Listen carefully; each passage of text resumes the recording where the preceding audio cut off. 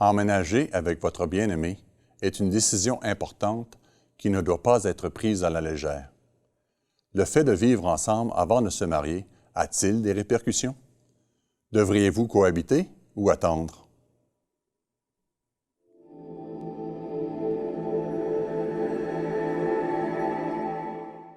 Dans le monde d'aujourd'hui, certains remettent en question la nécessité de se marier et choisissent, pour différentes raisons, d'habiter ensemble.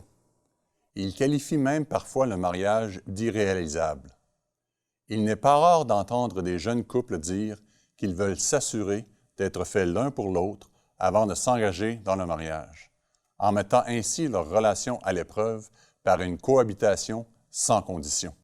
De prime abord, plusieurs trouvent cette idée tout à fait sensée. Mais l'est-elle vraiment? Certains considèrent le fait d'emménager ensemble comme si c'était un achat important, avec une garantie de remboursement dans les 30 jours.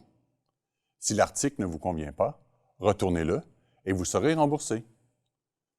Dans le cas d'un couple, chacun reprendra sa vie tout en restant amis. Glenn T. Stanton, directeur des études en formation familiale de l'organisme Focus on the Family, donne dans un de ses livres un intéressant point de vue en comparant le mariage et la cohabitation. Se référant à une recherche de James Q. Wilson, M. Stanton écrit « Les spécialistes considèrent de plus en plus la cohabitation comme un substitut au célibat, plutôt qu'une alternative au mariage. » Il poursuit en disant « D'autres études confirment que la cohabitation est plus proche du célibat que du mariage en termes de contribution au bien-être commun. Ce qui importe le plus n'est pas tant le fait d'être ensemble que la manière d'être unis. » Quel est le niveau de réussite de ces nombreux couples qui se marient après avoir cohabité? Stanton écrit « Les données indiquent que ceux qui se marient après avoir vécu ensemble ont une probabilité de 50 à 80 % plus élevée de divorcer que les couples mariés qui n'ont pas cohabité. » D'autres recherches appuient cette affirmation. Certaines études ont démontré avec constance que les mariages précédés d'une cohabitation doivent affronter la réalité d'une augmentation de 65 % des possibilités de divorce.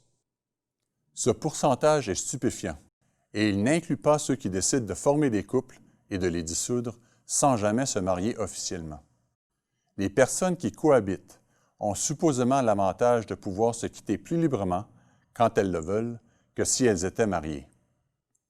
Sur une affiche d'Enrich Canada, datée du 26 juin 2015, au sujet de la cohabitation ou de l'attente, on pouvait lire « Parce que l'avantage de la cohabitation consiste à pouvoir se quitter facilement, les couples dans cette situation traitent rarement leurs difficultés relationnelles avec sérieux. Face à des situations graves qui perdurent, ils se contentent d'appliquer des petits pansements émotionnels.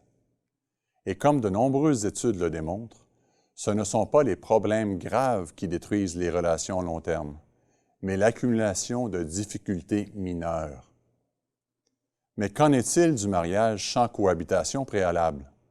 Offre-t-il des avantages quantifiables? Parce que c'est un engagement formel, le mariage crée un environnement qui permet aux gens de se concentrer non seulement sur leurs besoins personnels, mais sur ceux de l'autre. Comme le dit Stanton en citant un livre de Bruce Riddick, « Il semble que ce soit l'engagement plus que le simple fait d'être ensemble qui jette les bases du bonheur et d'une coopération à long terme dans les relations familiales. » Dans un autre article, Melena Jonti écrit « La science suggère un moyen très simple pour être plus heureux, moins stressé, pour réduire le risque de mourir d'un cancer ou d'une maladie cardiaque, et peut-être vivre plus longtemps. Mariez-vous, tout simplement. » En fin de compte, le mariage est à la fois la cause et la conséquence d'une bonne santé.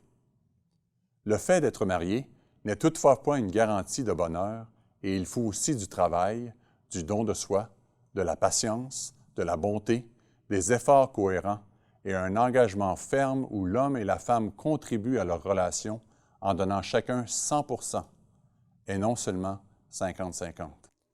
Grâce à ce genre d'engagement et d'attention, le mariage n'est pas considéré comme une expérience ou un essai comme la cohabitation tend à l'être.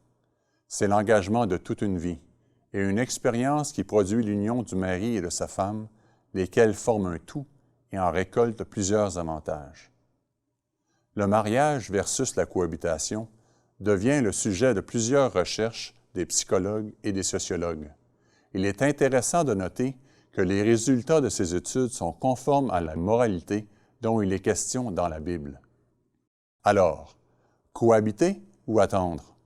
La réponse semble évidente. C'est l'institution du mariage qui l'emporte. Ici Marc Arsenault pour Point de vue du monde de demain. Abonnez-vous et cliquez sur la cloche de notification pour recevoir un avertissement de nouveaux contenus.